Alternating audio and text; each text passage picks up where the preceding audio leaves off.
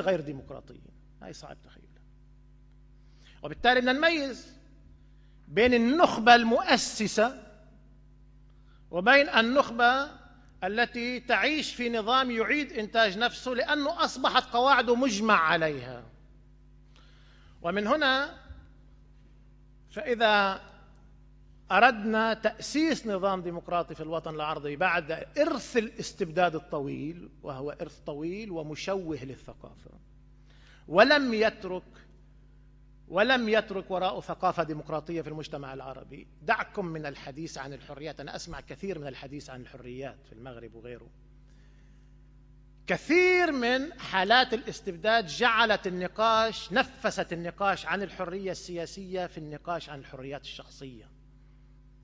كثير من حالات الاستبداد الشبه الشمولي في الوطن العربي نفست الاحتقان بشأن الحريات العامة في جدالات على الحريات الشخصية. وكثير من العلمانيين ربطوا العلمانية باللذائذية، بالحريات الشخصية، بالهيدونيزم، وهذه ليست العلمانية. العلمانية شيء آخر. ولذلك تشوه النقاش، أصبحوا كأن العلمانيين كانوا أكثر الناس أخلاقية بالفكر العلماني القرن التاسع عشر، والأكثر تعصبا وصرامة في القواعد الأخلاقية.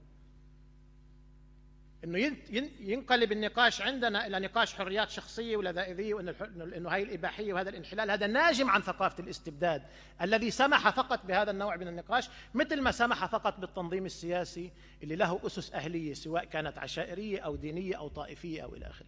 هذه من تشوهات عهد الاستبداد.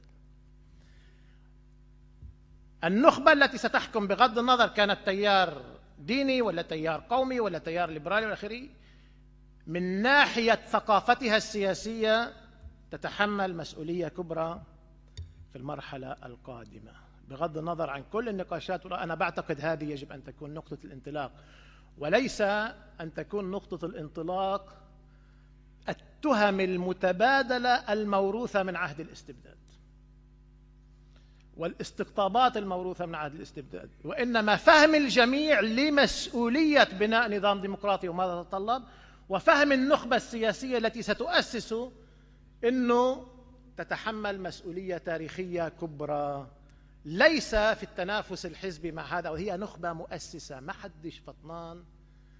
المؤسسين في الولايات المتحدة اللي أعلنوا حقوق الإنسان والمواطن مع أني أحزاب تنافسوا أو عشواء، لا، أسسوا للنظام الديمقراطي بالقيم الديمقراطية التي كانت بهذا الحجم. يعني أنا بعتقد المسؤولية الآن ليست أقل من هذا الحجم.